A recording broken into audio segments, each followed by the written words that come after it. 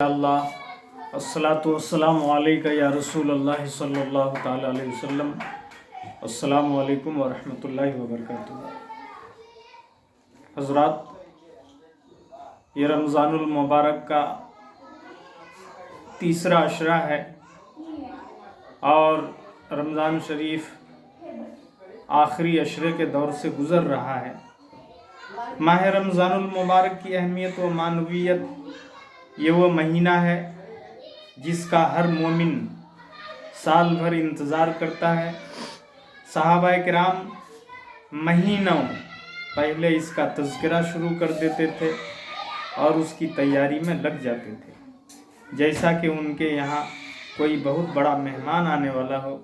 चुनांचे रमज़ान आते ही उनके घरों में खुशी और चेहरों पर रौनक आ जाती थी और पूरा माहौल, पूरी आबादी खुश हो जाती थी। रोज़ा अल्लाह रब्बुल इज़्ज़त और बंदे के दरमियान एक राज है जिसे सिर्फ बंदा जानता है या उसका रब जानता है। इसके बरक्स तमाम दूसरी इबादत की अदायगी करने वाले को हर कोई देख सकता है, मगर रोज़ादार के रोज़े को कोई नहीं देख सकता। ये एक मख्फी और छुपी हुई इबादत है। रब्बे करीम ने हर नेकी का सवाब मुतय्यन फरमा दिया और हुजूर सल्लल्लाहु अलैहि वसल्लम के ज़रिए लोगों को उसकी इत्तला भी दे दी, मगर रोज़ा के बारे में फरमाया कि रोज़ा मेरे लिए है और मैं ही उसकी जज़ा दूंगा। चुनांचे रोज़े महशर क़यामत के दिन रोज़ादार जब रब्बे करीम से अपना इनाम हासिल करेंगे तो उनकी खुशी की इंतहा नहीं रहेगी। और मेरे प्यारे इस्लामी भाइयों, अक्सर व बेशतर जो साहिब निसाब हैं, जिन पर ज़कात फ़र्ज़ है, वो रमज़ान शरीफ के महीने में अपनी ज़कात की रकम निकालते हैं। लेकिन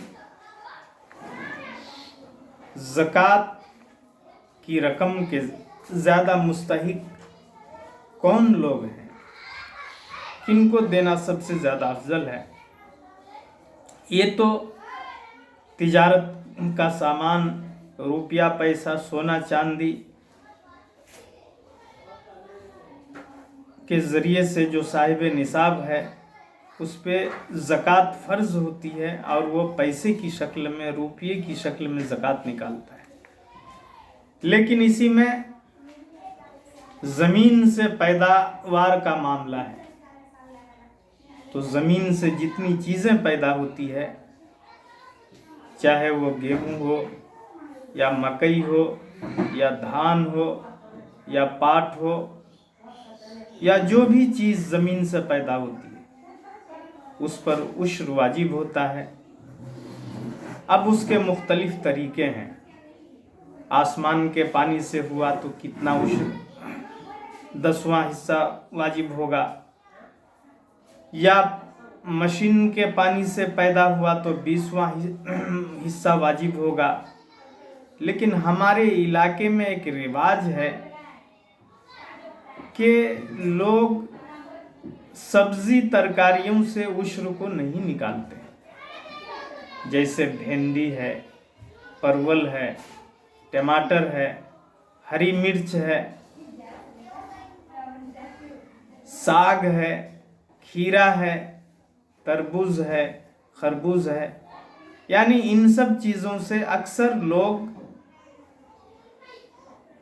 उसके पैदावार का जो 10वां या 20वां हिस्सा वक्त के हिसाब से और हालात के हिसाब से जो निकलेगा वो नहीं निकालते हैं। तो मैं गुजारिश करूँगा कि अल्लाह तबारक व ताला उसके ज़रिए से आपको खेती अता फरमाता है और आप उसी के रास्ते में देने से आप पीछे हटते हैं। तो मेरे भाई, जहाँ आप मकई, गेहूँ, धान, पाट वगैरह से आप उश्र निकालते हैं, वहीं आपको ज़मीन से जो भी सब्ज़ी तरकारियाँ या ज़मीन से जो भी चीज़ पैदा होती है, आपको उसमें से भी उश्र निकालना होगा और उसके मुस्तहिकीन तक पहुंचाना होगा। लेकिन आज के दौर में, आज के माहौल में सबसे बेहतर जगह मदरसा है।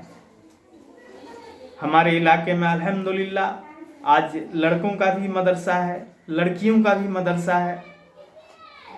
तो वो मदरसे जहाँ हॉस्टल हैं, जहाँ हॉस्टल में बच्चे रहते हैं या बच्चियाँ रहती हैं, तो ऐसे मदरसों तक हमें अपनी ज़कात और उश्र को पहुंचाना चाहिए, क्योंकि मदरसे में बच्चे और बच्चियां तालीम हासिल कर रहे हैं और आपके पैसे को खाकर जो बच्चा आलिम बनेगा या जो बच्चियां आलिमा बनेगी, तो जब तक वो दीन के काम में लगी रहेगी या वो आलिम दीन के काम में लगा रहेगा या वो आलिमा दीन के काम में लगी रहेगी, तो तब तक आपको उसका सवाब मिलता रहेगा। इसलिए मदरसा सबसे बेहतर जगह है ज़कात व सदक़ात और अपने ज़मीन के पैदावार को खर्च करने के ताल्लुक़ से। और इससे पहले अभी कादरी जामे मस्जिद रासा खुआ बाज़ार की जानिब से एक ऐलान किया गया था कि आप ईद के मार्केटिंग में कम से कम खर्च कीजिए और पैसा को बचाकर आप ज़रूरतमंदों तक पहुंचाइए। तो मेरे भाइयों, बहुत से लोग ऐसे होते हैं जो ज़रूरतमंद होते हैं लेकिन शर्म व हया की वजह से किसी के सामने हाथ नहीं फैलाते। ऐसे लोगों के बारे में मालूम करके उनकी मदद करनी चाहिए। कुरान करीम और अहादीस में ऐसे लोगों की मदद करने की बड़ी फजीलत वारिद हुई है। और एक बात ये, जो लोग आमतौर से इसका ख्याल नहीं रखते हैं, काबा का एहतराम हर मुसलमान को करना चाहिए। और हमारे मुल्क भारत में पश्चिम के तरफ काबा है, तो अब मालूम ये हुआ कि पश्चिम के तरफ थूकना, कुल्ली करना, पाँव फैलाकर बैठना, पखाना पेशाब करना ये मना है, क्योंकि काबा का एहतराम हम सभी मुसलमानों के लिए ज़रूरी है काबा का एहतराम करना।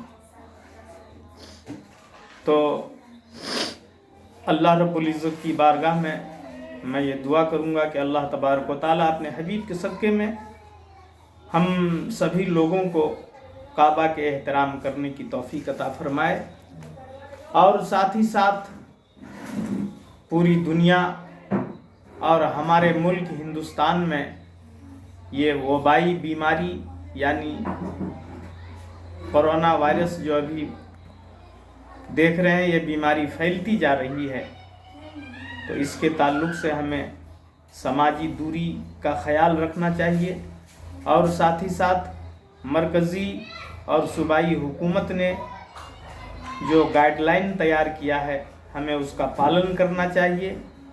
और डॉक्टर, नर्स, पुलिस कर्मी या पुलिस ऑफिसर और सफाई कर्मी, हमें इसका एहतराम करना चाहिए और इसकी इज़्ज़त करना चाहिए, इसका हौसला अफजाई करना चाहिए। इसी में हमारे और आपके लिए और पूरे हिंदुस्तानियों के लिए इसी में भलाई है। अल्लाह तबारक व तआला की बारगाह में मैं ये दुआ करता हूँ कि अल्लाह रब्बुल इज़्ज़त पूरी दुनिया से और हमारे मुल्क हिंदुस्तान से इस कोरोना वायरस को दूर फरमा दे और पूरे मुल्क में और पूरी दुनिया में अमन और सुकून का माहौल अता फरमा दे। अस्सलामु अलैकुम व रहमतुल्लाह।